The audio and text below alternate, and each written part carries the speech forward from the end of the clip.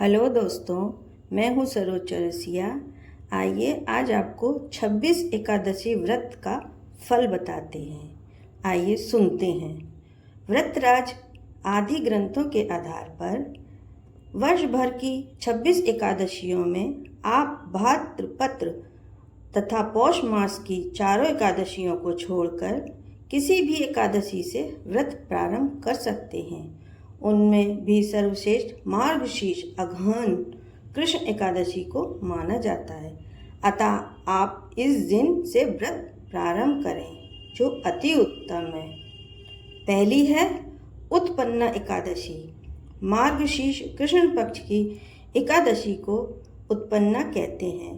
इस दिन भगवान विष्णु का पूजन पंचामृत से स्नान कराकर गुड़ एवं बादाम से युक्त पदार्थों का भोग लगाकर स्वयं व्रती को भी वही भोजन करना चाहिए। भगवान विष्णु की पूजा भोग समय अनुसार शयन आदि कराना चाहिए। दूसरी है मोक्षदा एकादशी। मार्गशीर्ष शुक्ला 11 एकादशी मोक्ष एकादशी कहलाती है। यह व्रत पितृ मोक्षार्थ किया जाता है। इस व्रत का नियम पालन अत्यधिक भक्ति में करना चाहिए। इस दिन तुलसी, मंजरी एवं धूप आदि से भगवान दामोदर की पूजा की जाती है। स्वयं को भी तुलसी पत्र के चूर्ण को कपड़े में छानकर उसका उपटन करके बाद में स्नान करना चाहिए। इस दिन बिल्व पत्रों का सागर लेना चाहिए। तीसरी है सफलता एकादशी। पौष कृष्ण एकादशी को सफलता एकादशी कहते हैं। यह पापनाशक सभी प्रकार के दुष्कर्मों से छुटकारा देने वाली है। इसके स्वामी नारायण हैं। इस दिन नारियल, नींबू, अनार, सुपारी आदि भगवान को अर्पण करना चाहिए तथा गुड़ एवं तिलों का सागर लेना चाहिए। चौथी है पुत्रदा एकादशी। पौष शुक्ल एकादशी को पुत्रदा एकादशी कहते हैं। यह व्रत आत्म शांति, बंध्य स्त्री व निसंतान को संतान देने वाले, पापों को विनाश करने वाला, सभी प्रकार के मंगल कारक होता है। इस व्रत के करने से मृतक आत्मा को भी मोक्ष प्राप्त होती है। यह नारायण भगवान को ही व्रत है। नारायण भगवान की पूजा करनी चाहिए। इस दिन बछड़े वाली गाय के दूध से भगवान की प्रतिमा को स्नान कराकर उसी का सगार लेना चाहिए। पांचवी है षष्ठतिला एकादशी। माघ कृष्ण एकादशी को षष्ठतिला एकादशी कहते हैं। यह व्रत सद्बुद्धि एवं आरोग्य दायिनी एकादशी कहलाती है। इस व्रत के करने से जानते हुए भी किए गए पाप नष्ट हो जाते हैं। इस व्रत के करने वाले को इस दिन तिल स्नान, तिलों से उपटन, तिल हवन, तिलोकत पान, तिलों का आहार तथा तिल दान एवं षष्ठ कर्म करने का विधान है।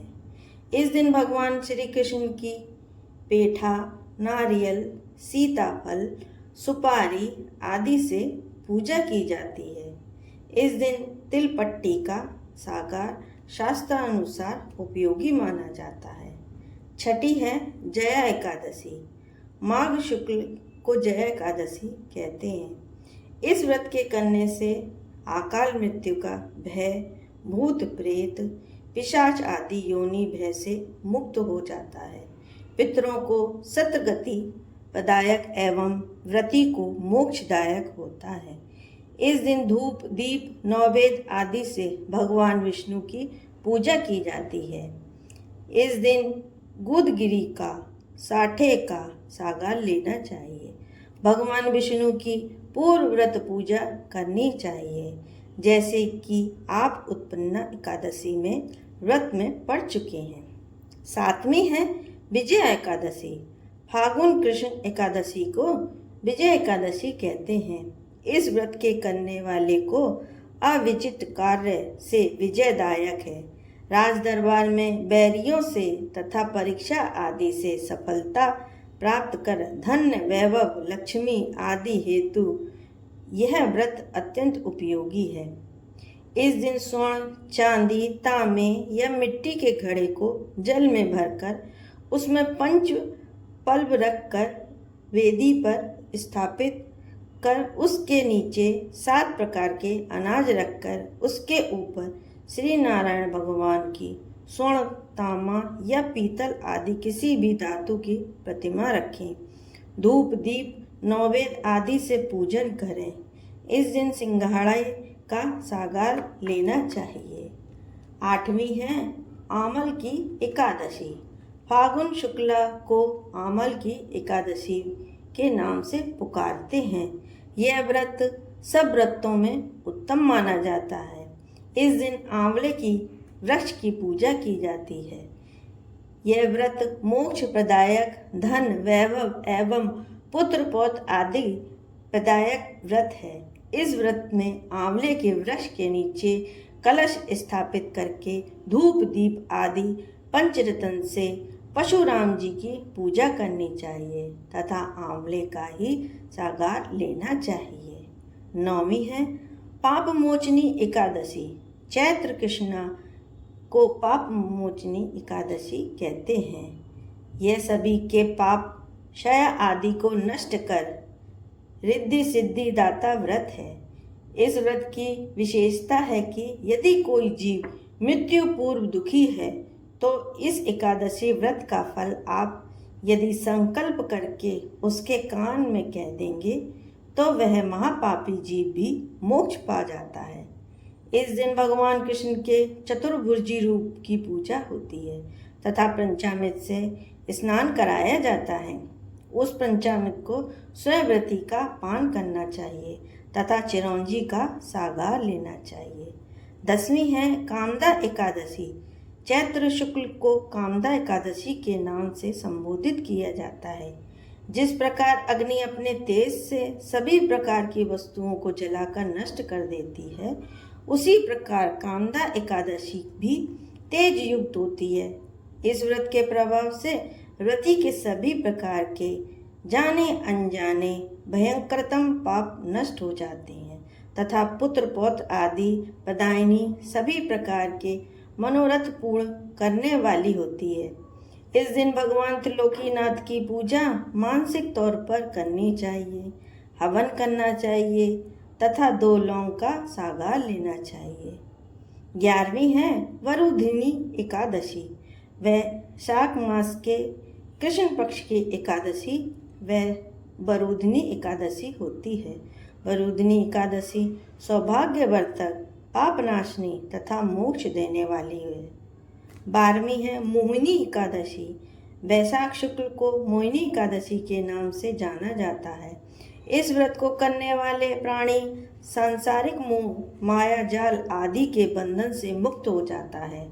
चोरी, हत्या, दुराचार आदि समस्त पापों का नाश करने वाला यह परम उपयोगी व्रत होता है।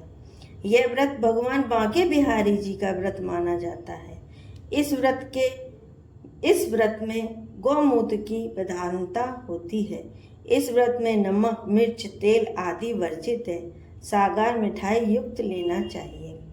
13वीं है अपरा एकादशी। ज्येष्ठ कृष्ण को अपरा एकादशी कहा जाता है।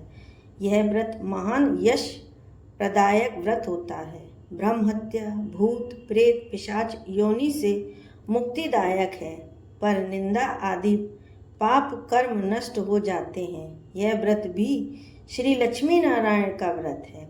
इस व्रत से शेष शैया पर विराजमान श्री लक्ष्मी नारायण जी की प्रधानता है। इस दिन ककड़ी आदि फलों का सागार लेना चाहिए। अन्न केवल एक ही बार लेना चाहिए। नमक मिर्च रहित गुड़, मिठाई, आलू का भी सागार ले सकते हैं। गेहूं, चना का दान उत्तम है। 14वीं है निराजल एकादशी। ज्येष्ठ शुक्ला को निराजल एकादशी कहते हैं।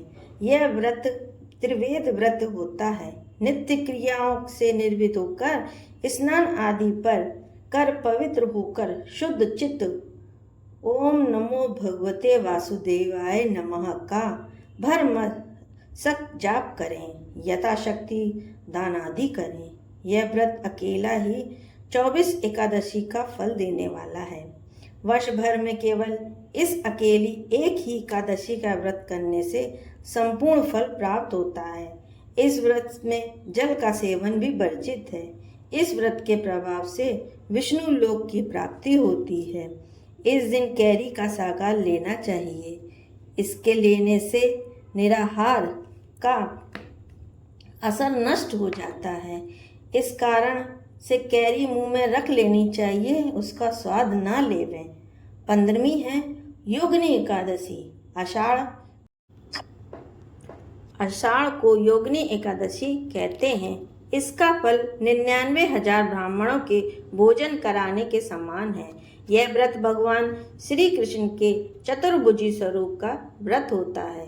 इस व्रत के धारण करने वाले के ऋषि शाप, देवी आपदा आदि जैसे आपराधिक कष्ट नष्ट हो जाते हैं। इस दिन मिश्री का सागार लेना चाहिए। गोधृत तथा मिश्री से भगवान कृष्ण की पूजा करनी चाहिए। भगवान की पूजा में यथाशक्ति धातु मूर्ति पूजा के समय समक्ष अवश्य होनी चाहिए। 16वीं है देवशयनी एकादशी। आषाढ़ शुक्ल को देवशयनी एकादशी कहते हैं। यह व्रत शेष शैया पर लक्ष्मी जी सहित भगवान विष्णु का व्रत है। इस व्रत के करने से भगवान लक्ष्मी नारायण प्रसन्न होकर अविजित वरदान देते हैं। इस व्रत को करने वाला सांसारिक बंधनों से मुक्त हो परम पद को प्राप्त होता है। इस व्रत से शेष शैया पर लक्ष्मी जी सहित भगवान विष्णु की प्रतिमा का दर्शन व पूजन करना चाहिए। बाद में चतुर्मास में शास्त्र निहित नियमों को यथाशक्ति पालन करना चाहिए। यह व्रत करने वाला व्यक्ति कष्ट नहीं पाता। इस दिन दाग का सागार लेना चाहिए। 17वीं है कामिका एकादशी। श्रवण कृष्ण को कामिका एकादशी कहते हैं। यह व्रत चतुर्भुजी भगवान विष्णु का व्रत है। इस दिन के व्रत को शालिग्राम पूजन भी माना जाता है तथा तुलसी जी की मंजरी में भगवान का पूजन किया जाता है। यह व्रत सांसारिक बंधनों से छुटकारा पाने के लिए श्रेष्ठ व्रत है। इस व्रत को करने वाला धन, वैभव, पुत्र, पौत्र आदि सुख भोगता है। इस व्रत में गौ दूध की प्रधानता है। गौ दूध में ही भगवान का पूजन स्नान करना चाहिए और व्रती को भी गौ दूध का ही सागार लेना चाहिए। 18वीं है पुत्रता एकादशी। श्रवण शुक्ल को पुत्रता एकादशी अथवा प्रदायिनी भी कहते हैं। इस व्रत के प्रधान देवता ब्रह्मा हैं। यह व्रत ब्रह्म, विष्णु, महेश तीनों का व्रत है। जिसके मुख्य अधिकारी ब्रह्मा जी हैं। इस व्रत में गुड़ का महत्व, गुड़ एवं साबुत धनिये से पूजा की जाती है तथा व्रती को गुड़ का ही सल आहार लेना चाहिए। इस व्रत के करने वाले को संतान सुख, संतान वैभव व समाज में सम्मान प्राप्त होता है। 19वीं है अजा एकादशी। भाद्रपद कृष्ण को अजा एकादशी कहते हैं। इस व्रत के करने वाले व्यक्ति को अपार संपदा, पुत्र, पौत्र आदि एवं चर अचर जीवों का भी लाभ एवं सुख प्राप्त होता है। ऐसे व्यक्ति का कोई भी विरोधी नहीं होता। जो इस व्रत को करता है वह अच्छे सम्मान पाने का अधिकारी होता है। इस दिन बादाम व छुआरे से पूजन करें तथा सागार लेना चाहिए। 20वीं है वामन एकादशी। भाद्रपद को वामन एकादशी के नाम से जाना जाता है। इसे एकादशी को राजा बलि के समक्ष भगवान विष्णु ने वामन अंगुल का शरीर धारण कर 3 पग पृथ्वी का दान मांगा था। उसी रूप की पूजा इस वामन एकादशी को की जाती है। इस व्रत के करने से नीच महापापियों का उद्धार हो जाता है। इस दिन के व्रत करने वाले को चाहिए यदि संभव हो तो पूरा दिन पूजन आदि में ही समय व्यतीत करें, किसी के समक्ष न आवें। यदि कोई साधु संत दरवाजे पर आए तो उसका यथाशक्ति देवें। बहस अथवा मुंह मांगा दान देने का की हाँ न करें। इस दिन ककड़ी का स्वल्प आहार लेवें तथा साधारण रहें। साधारण वातावरण में समय व्यतीत करें। 21वीं है इंदिरा एकादशी। अश्विनी कृष्ण की को इंदिरा एकादशी कहते हैं। यह व्रत लक्ष्मी जी का व्रत है। इसके प्रधान लक्ष्मी नारायण जी हैं। इससे लक्ष्मी नारायण जी की पूजा होती है। इस दिन से एक दिन पूर्व दशमी को व्रत रखकर अपने पितरों को श्राद्ध करें। एक समय भोजन करें। एकादशी के दिन निराहार व्रत रहें। भगवान शालिग्राम का पूजन करें। इस व्रत के करने से पितरों का उद्धार होता है। पितरों का उद्धार होकर सभी बंधनों से मुक्त हो स्वर्ग की प्राप्ति होती है। इस दिन तिल व गुड़ का सागार लेना चाहिए। 22वीं है पाशाकुश एकादशी। अश्विनी शुक्ला को पापाकुंशा एकादशी कहते हैं। इस दिन भगवान विष्णु का पूजन का व्रत किया जाता है। इसके प्रभाव से पुत्र, पत्नी, धन, वैभव, लक्ष्मी आदि प्राप्त कर मोक्ष की प्राप्ति होती है। इस व्रत में केले का सागार लेना चाहिए। केला भगवान विष्णु का मुख्य पूज्य एवं प्रिय फल है, इसीलिए इस दिन केले का महत्व है। 23वीं है रमा एकादशी। कार्तिक कृष्णा को रमा एकादशी के नाम से जाना जाता है। यह व्रत भगवान विष्णु का व्रत है। इसके प्रभाव से धन्य धान्य की प्राप्ति होती है। इस व्रत के प्रभाव से ब्रह्म हत्या, गौ हत्या आदि के पाप नष्ट हो जाते हैं। सबा मूलीचा का सागार लिया जाता है। नमक मिर्च अन्न वर्जित है। 24वीं है प्रबोधनी एकादशी। कार्तिक शुक्ला को प्रबोधनी एकादशी कहा जाता है। इसका 1000 अश्वमेघ यज्ञ का फल होता है। इस व्रत के करने से 100 राज्य सूर्य यज्ञों का फल प्राप्त होता है। इस दिन पवित्र नदी गंगा आदि में स्नान तथा पूजन का विशेष महत्व है। तीर्थों में स्नान इलाहाबाद, हरिद्वार, बनारस, मथुरा आदि तीर्थों में स्नान करें। दान आदि करें। पुण्य आदि करने से इसका महत्व हजारों गुना बढ़ जाता है। इसके करने से जन्म जन्मांतर के पाप क्षीण हो जाते हैं तथा पूर्ण जन्म का संकट प्राप्त हो जाता है। भूत प्रेत आदि बाधाएं नहीं रहती। इस दिन दक्ष, ईख, अनार, केला, सिंगाड़े का भगवान को अर्पण करें।